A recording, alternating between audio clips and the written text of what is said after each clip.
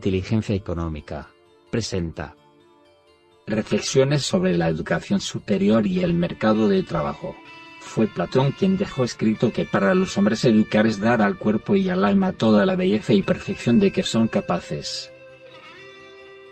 ¿Quería acaso señalar que en la providencia de lo humano la formación de valores se acercaba a lo sublime? El escenario reciente que describe al mundo moderno del siglo XXI, caracterizado por la hegemonía dada a la denominada sociedad de mercado, permite entrever la validez de una discusión no menos trascendente. ¿Cuál es el papel que le ha sido asignado a la educación en la actualidad?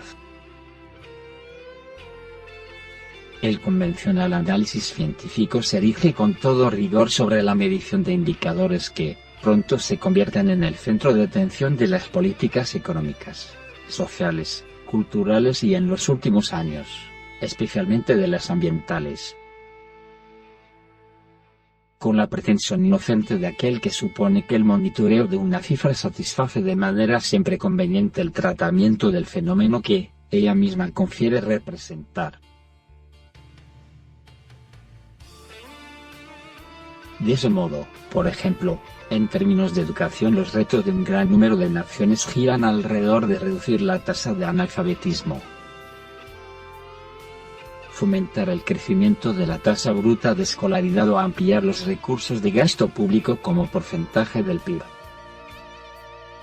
No obstante, más allá del análisis introducido a una serie de frívolos datos estadísticos, la profundidad de las vicisitudes humanas, tanto de aquellas que se han experimentado a través de la historia, como de las crisis recientes y futuras, comprenden una tarea de extraordinaria responsabilidad social, pues ningún desarrollo es posible si no es a través de una exploración aguda al mundo de las ideas, de contemplar la extensión del conocimiento y de actuar en consecuencia.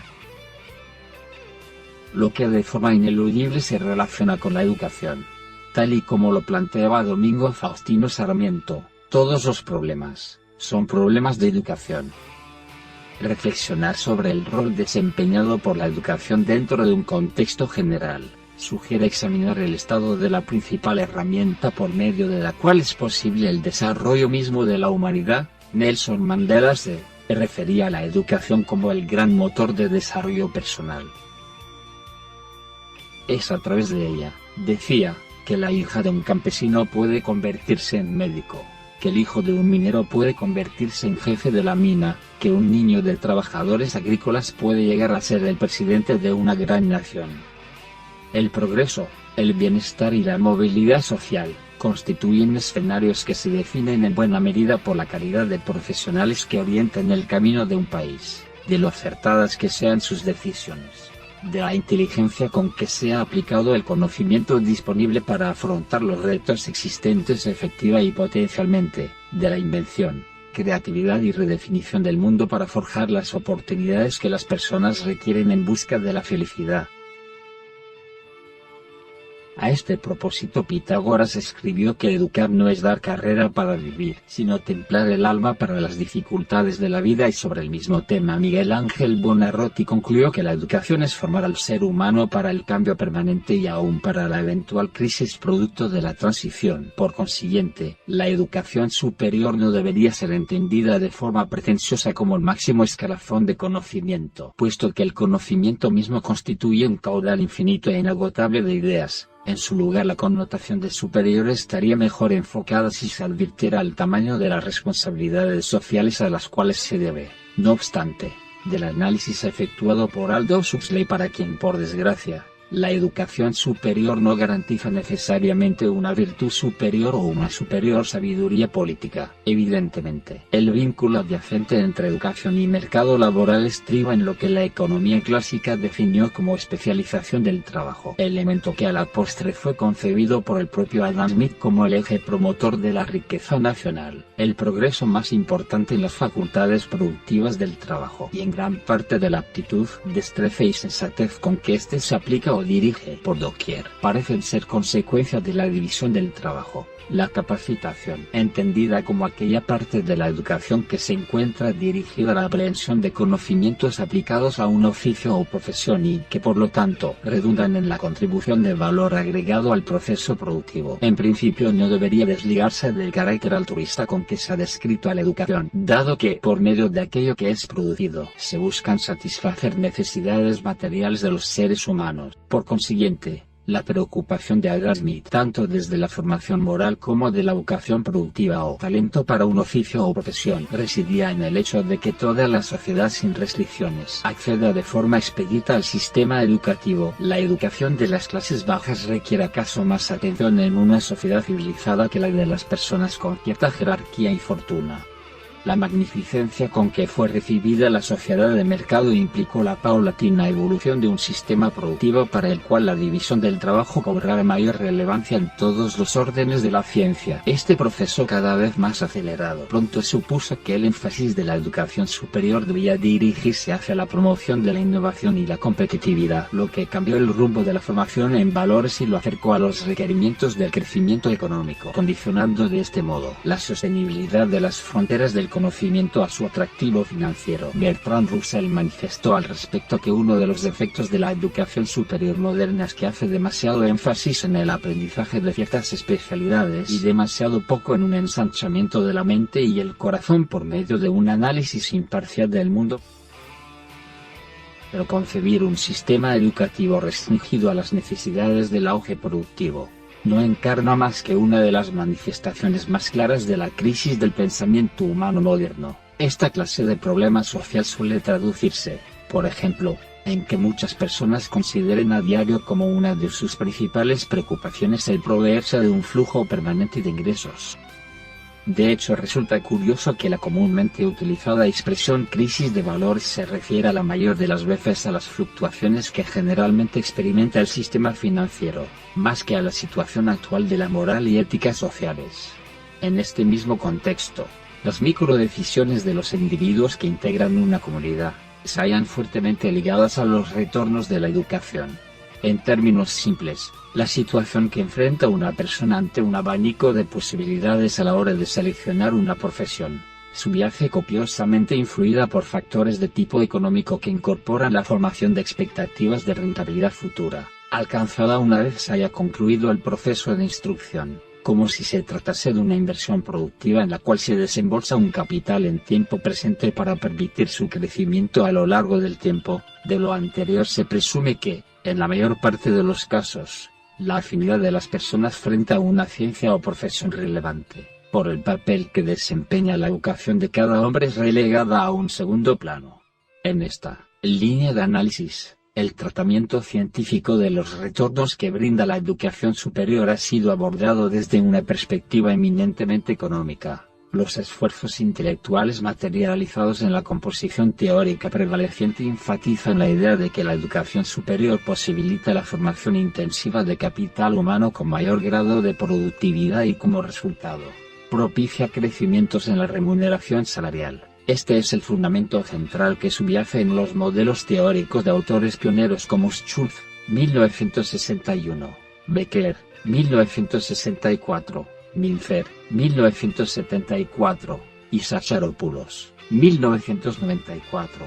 De ese modo, la universidad como escuela de formación superior promueve la oferta de programas o profesiones en las áreas de conocimiento, al tiempo que quienes manifiestan un interés efectivo en el estudio actúan como demandantes. Asimismo, las matrículas que constituyen el pago que los estudiantes deben realizar, también representan una de las principales formas de financiamiento de las instituciones. Un exceso de universidades y programas supondría que por efectos de la competencia existente se suscitasen reducciones en la tasa de matrícula. No obstante, factores como la alta demanda de aspirantes, el desarrollo mismo en ciencia y tecnología aunado al prestigio y calidad académica de determinadas instituciones, así como la expansión de sus actividades, contribuyen de forma importante al incremento de sus costos de funcionamiento y, por lo tanto, a la estabilidad en ciertos casos y el ascenso en otros de los precios de entrada a cada nuevo ciclo disponible.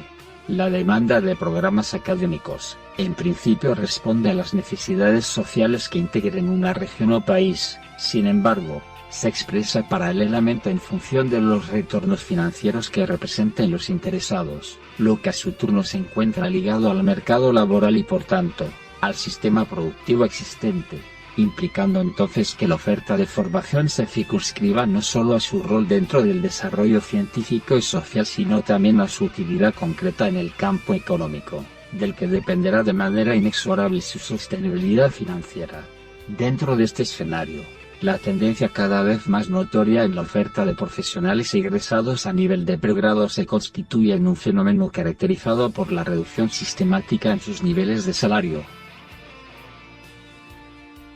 Situación originada por las mayores facilidades de acceso a los ciclos básicos de formación en educación superior.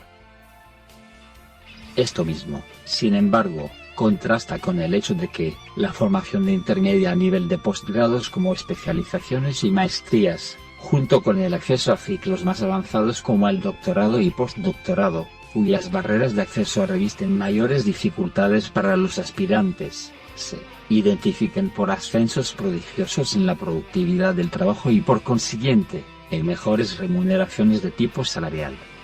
Este efecto, derivado de la competencia existente entre trabajadores con formación superior, involucra un tratamiento diferencial incluso entre trabajadores calificados, puesto que mientras la situación laboral de unos se determina en función del ciclo básico, en otros es establecida por la profundidad en los niveles medios o avanzados, lo que supone brechas no solo salariales y ocupacionales, sino que adicionalmente contribuye al entendimiento de una nueva taxonomía de trabajadores calificados en términos relativos.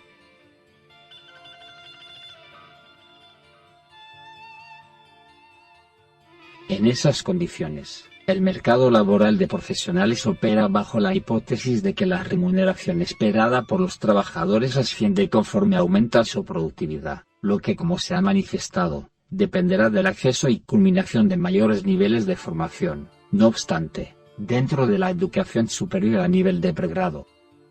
el vertiginoso incremento de la oferta laboral reduce la rentabilidad efectiva en términos reales, sugiriendo entonces, que de una parte, la mayor especialización del trabajo posibilita contar con unos mejores salarios. Pero los excesos de oferta, es decir, la amplia cantidad de profesionales involucrados, presiona reducciones en sus ingresos salariales. En paralelo, la escasez de trabajadores calificados con formación avanzada apunta a que, dada la alta demanda de dichos profesionales, aunada a su exigua oferta, considerando además las restricciones de entrada, contribuye a presionar el crecimiento de sus remuneraciones salariales, suscitando en consecuencia, un mercado dual de trabajo, donde los pequeños salarios de profesionales a nivel básico son matizados por los elevados salarios a nivel avanzado.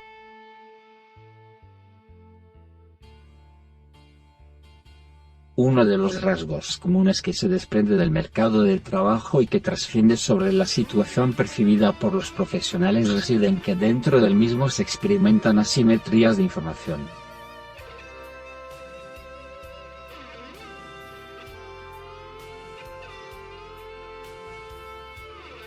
Si bien es cierto que las empresas conocen los requisitos que comprenden cada uno de los cargos existentes, desconocen los rasgos particulares de los potenciales trabajadores.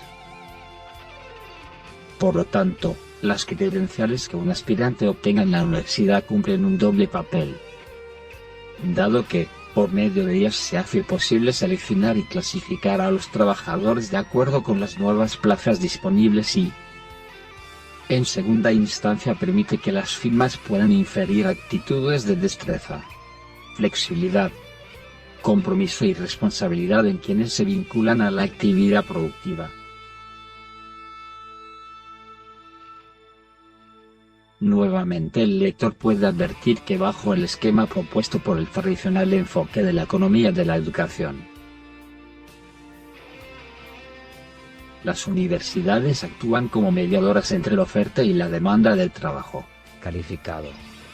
Lo anterior, sin embargo, no reduce la incertidumbre que las empresas asumen sobre las cualidades intrínsecas de los trabajadores. La mirada sociológica del problema considera que estas asimetrías se resuelven con la experiencia o denominada curva de aprendizaje, puesto que los conocimientos necesarios para un cargo en específico se manifiestan natural y mayoritariamente en las propias firmas mediante la aplicación efectiva del oficio y los programas de entrenamiento. La formación en educación superior presume constituir un escenario mediante el cual se estimula la vocación de aquellos que avizoran desempeñarse como trabajadores o empresarios. El énfasis que un mundo globalizado ha encaminado sobre las universidades subyace fuertemente ligado hacia el emprendimiento. No obstante, en los albores del siglo XXI, predomina aún la tendencia al monopsonio laboral, donde coexiste una gran cantidad de trabajadores disponibles y una pequeña cantidad de firmas generadoras de empleo. Es decir, que persiste la dependencia de los asalariados a todo nivel, mientras que la existencia de empresarios se suscita solo esporádicamente. Las consecuencias de esta realidad se manifiestan en el desempleo y subempleo incluso de quienes cuentan con formación avanzada. Adicionalmente, el progresivo aumento de fuerza de trabajo con título universitario desplaza la posición de los trabajadores no calificados, lo que de no romper la tendencia monopsónica antes descrita, genera procesos de divergencia en la distribución del ingreso, dada la existencia de un sector productivo moderno que, bajo la asistencia de stocks tecnológicos, posibilita mayor productividad de los trabajadores calificados y por consiguiente, mayores retribuciones salariales, en franco contraste de un sector tradicional, donde la baja capacidad tecnológica y la presencia de mano de obra no calificada advierten menores ritmos de productividad laboral y remuneración salarial. El debate sobre la calidad académica alcanzada por las instituciones universitarias, los programas de formación impartidos dentro de ellas y los profesionales de diversas áreas, antes que efectuarse dentro de un contexto económico, en el que prima un carácter productivo de rentabilidad financiera, debería hacerse dentro de un contexto ético y moral en el cual pueda ser evaluada de forma prioritaria su incidencia social. Los retornos en educación no constituyen únicamente un factor de tipo monetario. Toda ciencia que se origine en un conjunto de inquietudes sobre el bienestar de la humanidad y el mundo que la circunda, es por definición una ciencia social. Innegablemente el estudio sobre la situación productiva de una región o país es trascendental para fundamentar las acciones consecuentes con un mayor bienestar. Sin embargo, el conocimiento imperfecto de una sola ciencia en proceso de construcción permanente no garantiza el éxito de tan importante propósito, entre otras razones porque el bienestar mismo desborda las fronteras de lo económico. En su lugar, la participación simultánea de las diferentes ciencias integradas armónicamente se aproximaría a la felicidad mucho más de lo que un modelo económico haría de forma independiente. La construcción de un modelo social que congregue las variadas formas de conocimiento en función del bienestar es posible mediante la educación que constituye el pilar fundamental para el desarrollo colectivo de la humanidad.